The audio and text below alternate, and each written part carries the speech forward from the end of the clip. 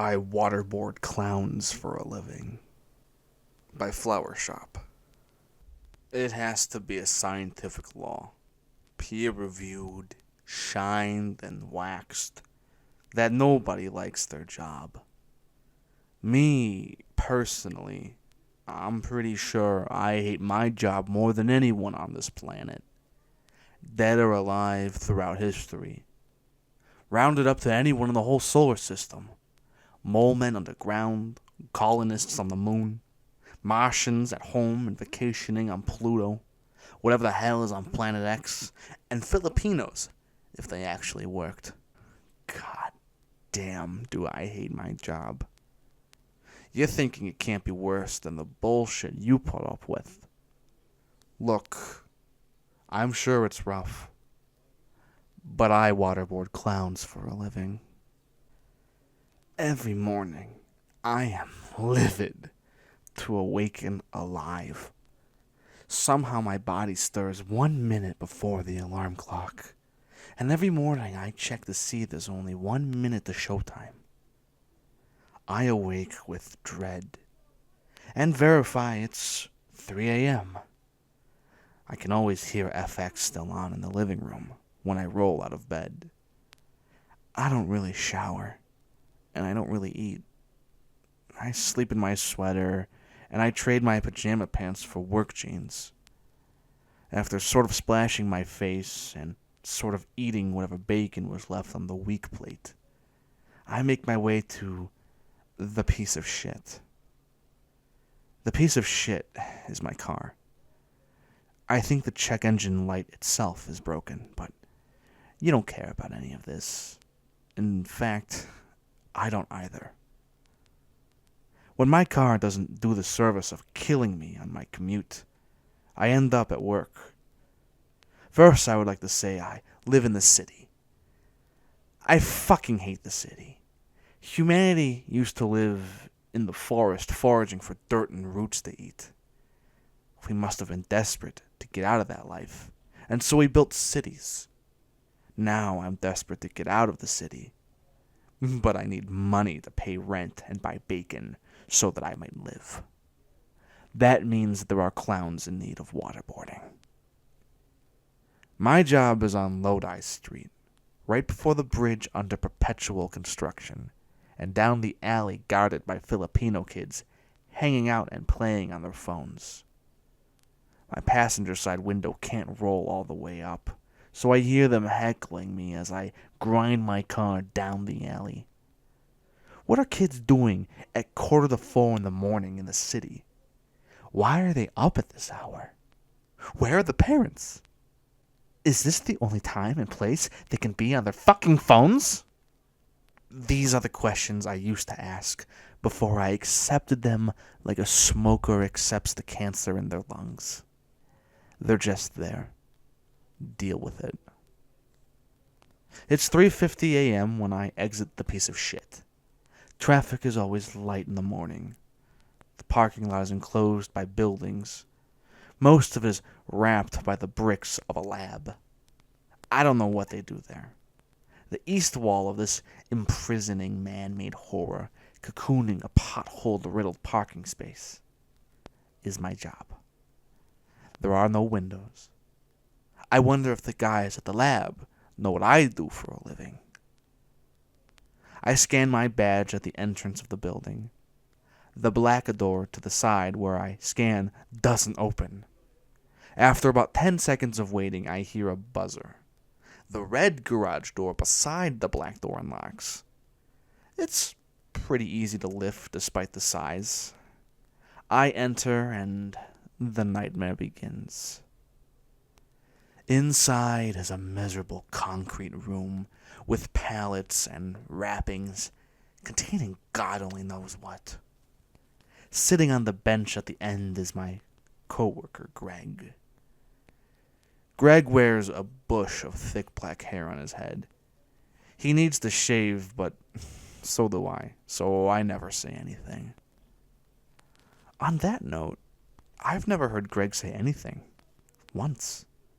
Actually, I feel like when we started doing this, I heard him speak once or twice, but He must have stopped after. I always get this funny feeling that if I ever met Greg outside of work, he would kill me. So I guess I never heard him speak after all. But there is that dark glint in his eyes. I must have it too if I'm working here. I don't look at mirrors. I've seen Greg's last name spelled out, but I don't know how it's pronounced. I can't even remember the spelling. It's like Bereno or something. That isn't it, but it strikes me as Italian. Make no mistake, though. Greg might be a bit dark in skin, but he's a full-bred Slav. I just know. Below the no smoking sign, I always find Greg smoking a cigarette. Smokes like a Slav. Anyways, if he can get away with having a smoke, I can get away with a little time theft.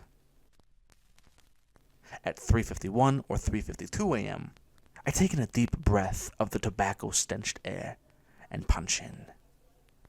It's almost time to begin. 4 a.m. sharp, and the grave shift exit from the back door. As they silently punch out, Greg and I cross into the next room. There's a restroom directly ahead. I try not to need it. On the left is the stairs heading down to our workstation.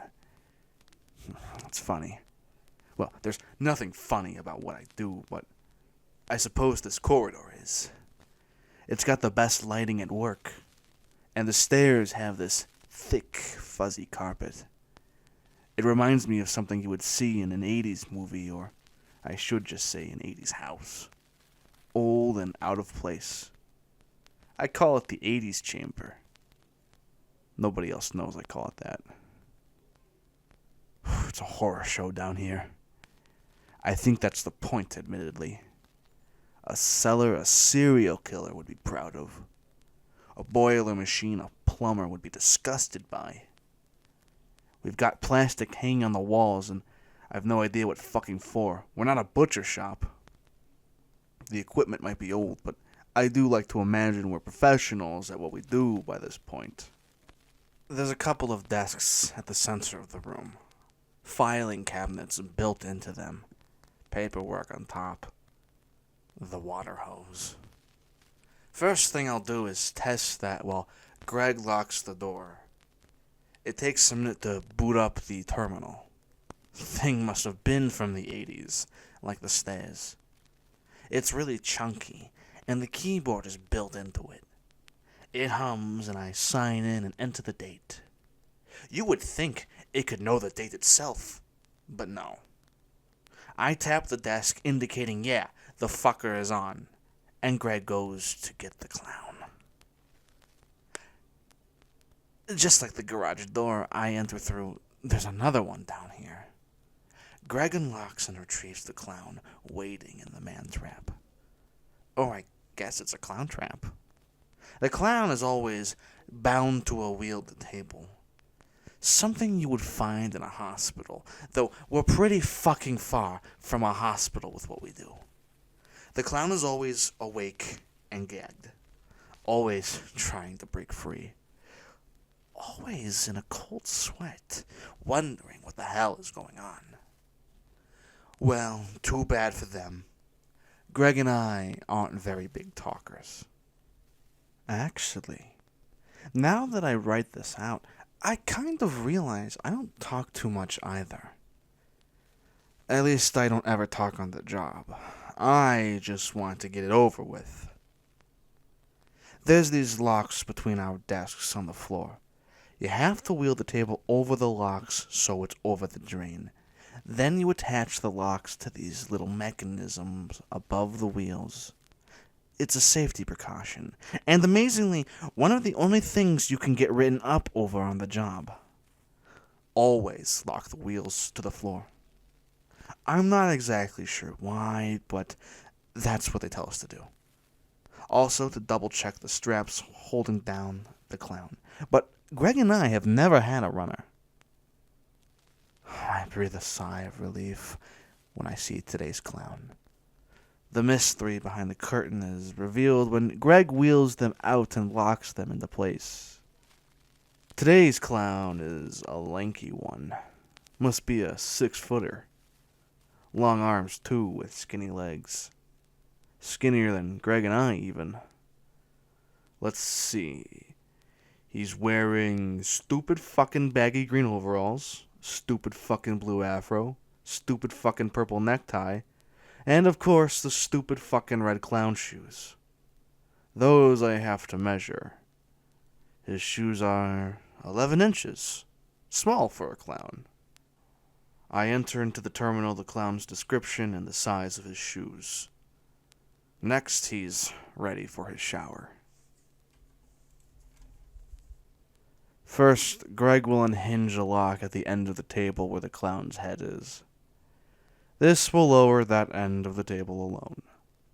Once we create a sort of slope with those stupid fucking clown shoes higher in the air, gravity is against the clown. I get the hose ready and Greg holds out the towel. I like to get the towel just a little wet. Damp, but not soaked. They have to be able to breathe, but that's gonna change real fucking fast. Next, we ungag the clown. We've got it down to where I remove the gag right as Greg applies the towel over the eyes. At this point, the clown will start shouting shit like, "Please don't do this," and "Please let me go," and "Please, I'll do whatever you want. Please, please, please." Please, shut up, I always want to say. Today the clown's voice cracks and he cries out, "This has to be a mistake." But there is no mistake. He was the clown left in the man trap. And I waterboard clowns for a living. The clown raves on about his family. I don't care about his stupid fucking clown family. Greg folds the towel over his mouth. The towel sort of pitches a tent because of the stupid fucking clown nose. Well, that's sort of going to make breathing harder. I shut him up and get to work. I spray the hose and suddenly, as water pours over and drenches the towel wrapped to the clown's face, he isn't as inclined to tell me about his family. It doesn't take too long for the water to bleed through the towel. But believe me, it's going to get through, and by then, God will have all but abandoned the clown. The sensation of drowning is going to rip through the clown's throat like a motherfucker. That's the whole point of waterboarding. We're putting a whole fucking ocean of water between the towel and the clown's lungs, creating a violent inability to gasp for air. It's kind of messed up, really. I'm watering him like a plant, but watering plants isn't this boring. Only a few seconds in, and his chest is pounding up and down.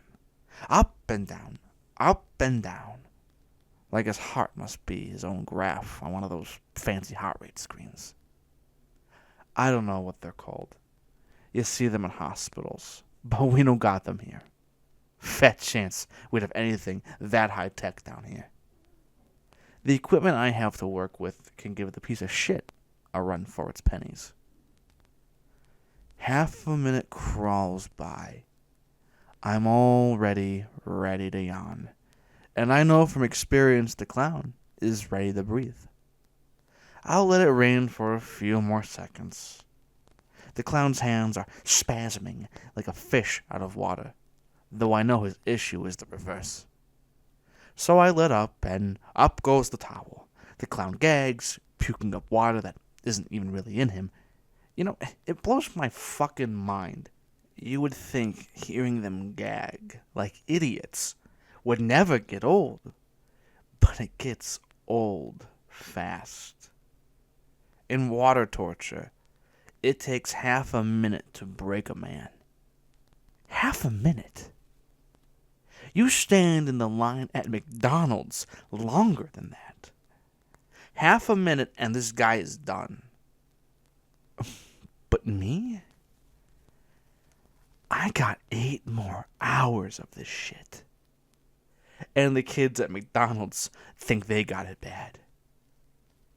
3 breaths. 3 rapid inhales. That's all I give them. The towel returns, and the rain resumes. That's the whole trick of the gig, figuring out when to let them breathe. When to stop the simulated drowning from genuine suffocating. It's not too hard to get down. Half a minute, 3 breaths. A whole minute here and there for 5 breaths. It's the easiest job in the world, really. The easiest job there is.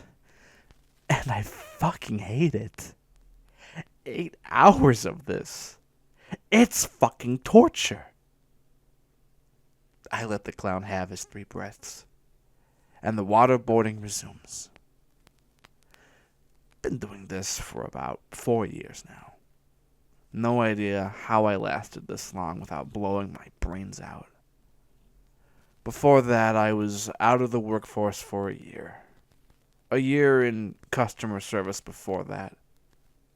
Swear to God, I thought it couldn't get worse than that, but here I am. Why am I still here? I suppose the money. I mean, the pay is all right. Better than retail. Barely. It's enough so I can save up a little. But the hell if I know what I'm saving up for.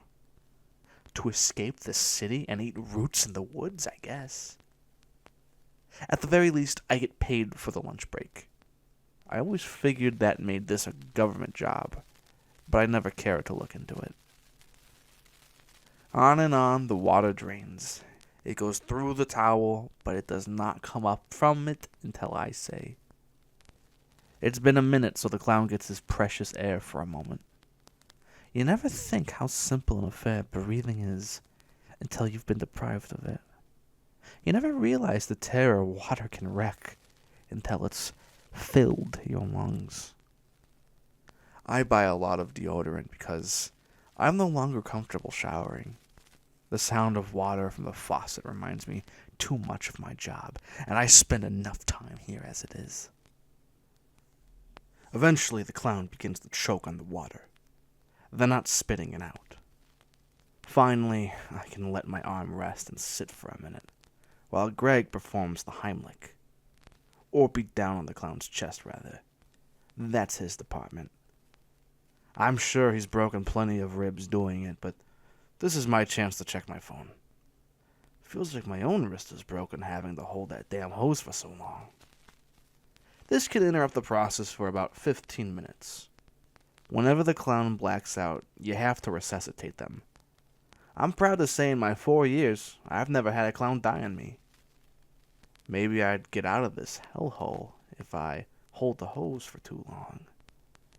But that sounds like more trouble than it's worth. I have no idea where we get our clowns. I don't make much conversation with them if that wasn't clear enough. My job must be a lot cooler in the movies. I'm not exactly interrogating, but I'm sure on the big screen, whenever the government agent is waterboarding his clown, there's probably a lot more tension. You have to escape into your own mind to stay sane on this job. Sometimes I fantasize about getting to actually interrogate the clowns. I'll imagine myself as a movie star, asking serious questions like, who do you work for? How many others are crammed into the clown car? What's with the rubber chicken? But sadly, I don't ever talk to clowns. If I'm not thinking about that, I'm usually just thinking of whatever stupid shit I saw on the internet last night. Half-baked reruns in my mind's eye of boomers yelling at computers and cats sleeping from horns. I wonder if the clown nose is actually Honk. I've never tried. Right now, our current guy is bleeding from the nose. Makes it look like his clown nose popped. His eyes are pretty bloodshot, too. Well, that's another thing. A clown, or anyone, I guess, can look like a corpse, but still have a long way to go. Another part of my job is recording the process of waterboarding and how it affects the clown. Whoever is getting my reports really wants to know how the makeup holds up throughout. You would be surprised by some of these fellas. Clowns can really come in all shapes and sizes, and even colors. Once in a while, you get a clown whose paint is effectively bleached onto their skin. Hours of waterboarding, and it doesn't come off. That's some dedication. Got the paint off this guy, though. Now he's just pale because of all the vomiting. We're giving him a few minutes as he stirs. His brain must be fried. It'll be like dumping water on exposed circuits in a minute, though. For now, it's deep breaths and unsynchronized blinking. Looks like he pissed himself, too. I feel bad for him, but look at him. He gets to lay down, and my feet are already killing me. 7 more hours to go. The next 3 hours will be just like the first. Just like the last day was like the last 4 years of this shit. At 8 a.m., I'm saved by the bell. Toss the towel over the clown's watery eyes and hang up the hose for half an hour. The break room is just a room over. My kitchen is nicer, and I've got ants crawling up the walls. TV isn't even right either. It's got this blue fucking hue to it that drives me nuts. 4 departments at work: recovery, waterboarding, audit, and maintenance. Maintenance never does its damn job. Greg packs a lunch and has a smoke. I just need a coffee and a chance to unwind. Always French vanilla. Love the French. I only really eat lunch, though, so that'll be after work. I'll check my phone and scroll through the news. A big shooting in Philadelphia today. I was there once. City was fucking filthy. Must have been a homeless person on every corner. Made me wonder where they all came from. Just like the clown's work wrinkles up. I'm sure I'll never know. Oh, look, my own city is trending with its own shooting. Not as big, it seems, but at a school. I actually went to community college myself. I've got a business degree, though you would never guess it looking at me. What the hell do I even need it for with drowning clowns? And just like that, I blinked and the break is over. There's always a bit of suspense coming back from break. Did the clown get out? Maybe it sounds silly, but I do worry a little about it. Like, maybe the clown escaped, and it'll be like the movies again. The clown will be waiting at the side of the door and bash Greg's head in with that fire extinguisher we need to replace. Then he takes me by surprise and drowns me with my own hose. But alas, there he is, still on the table. Fucking useless. I should know better. 4 hours under the hose and you're not up for a fight. I grab the hose and hear a mutter. A very sad and broken mutter. But please, you don't have to do this. The clown is all but whispering. Greg's not even looking as he returns the towel. I'll do anything. Just make it stop. Make it stop and I'll, whatever, stop. He'll do anything? Anything you want, he mutters again, as if he read my mind. Anything at all. Can he make the hands on the clock say it's 12 o'clock p.m. and free me from this place? No. He can't. So he gets the water. At least 3 more hours to go. Would I stop if the clown could pull $1 million out of his polka dot top hat or suitcase of props? Fuck me. What would I even do with that much money? Buy the joke shop? It doesn't matter. He can't do shit. He can't even breathe. This one is about done talking. A lot of times you'll get clowns rambling, trying to say anything to get you to stop. They'll even tell you their names in some sort of attempt to appeal to your sense of mercy. How the hell can I take them seriously? Your name was Bubbles. Do you want me to laugh or feel sorry? My landlord doesn't have mercy for me, so I have none for them. Don't think I'm cruel or anything. It's just a job. I'm anything but cruel. I don't walk out here and say things like, hey, you're feeling thirsty, buddy? Well, drink up. No way I'm like that. I'm very professional about all this.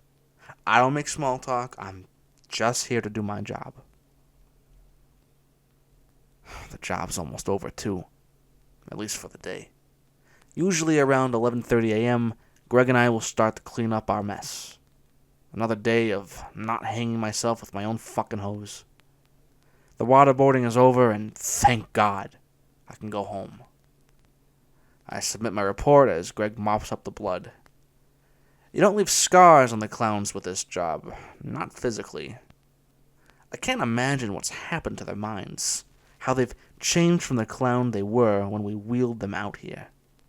So typically, I don't think about it. But today, I do Greg the favor and wheel our clown back to the man trap. I take one last look at him. He looks like a vegetable.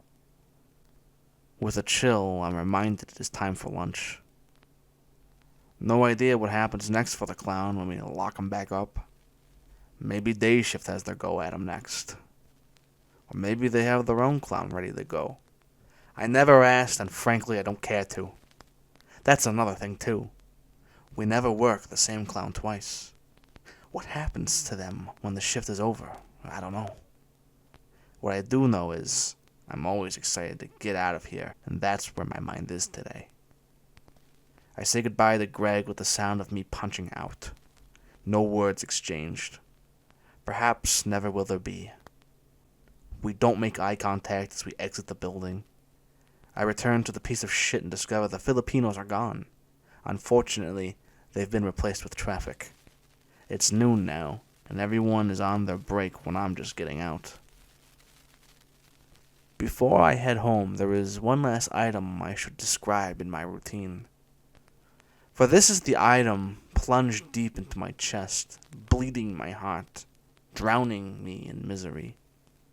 Of course, you already know it's a girl. I don't see her every day, and I'm sure it's not fair to call it love.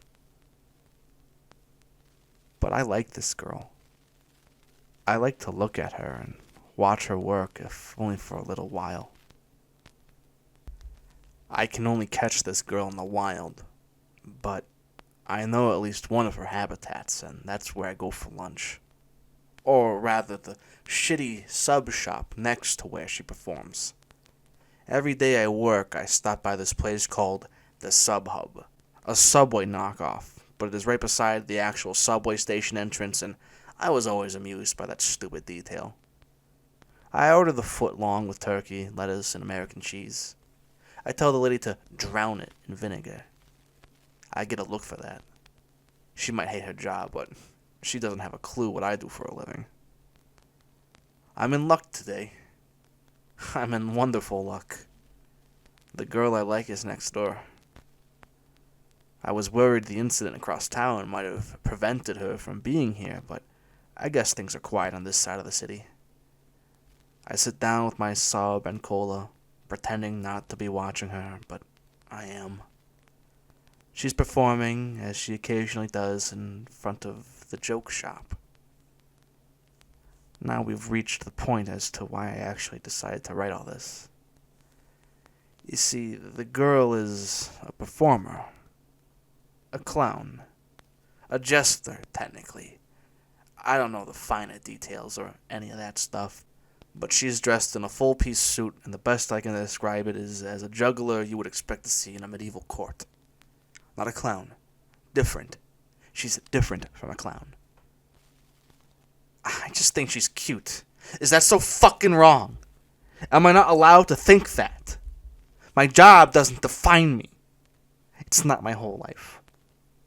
It's already too much of my life. I can like who I want, and she's not even a clown.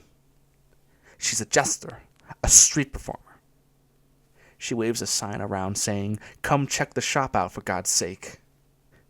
She's not going to children's birthday parties, touching or killing kids, or whatever the hell the real clowns do. She's cute. I would guess she's of French stock, and nothing comes closer in this world to making me smile than her. I can't actually smile, mind you. I can't even stomach the hope of having a relationship with this creature, but damn it, I paid for my sub and she dances over there with the intention of having an audience. You know what really makes her special? What truly makes me admire her? She breaks all the rules of scientific law. She dresses up like a fucking idiot, and you know what? She looks like she loves her job. What a specimen. Yes, we have never interacted. I've never been caught staring by her. It's fun to think she would notice me one day and we hit it off, but this isn't a movie. It never works like the movies. No, I just stare and watch her work a little while. I'm harmless. I'll finish my meal and hope she's back again tomorrow. But when I go home, when I watch a movie where the unreal is real, when I go to bed, she will be there. She will be there with my closing thoughts, filling me with dread, begging the question again, will I find her at the table at work tomorrow? I awake by the dread of the alarm clock. I fall asleep to the dread of wonder. I wonder much in my life. Like if I were to bump into her outside, could she break the spell of my life and free me from my torment? But this is nothing like the movies. This is real life. And in real life, I waterboard clowns.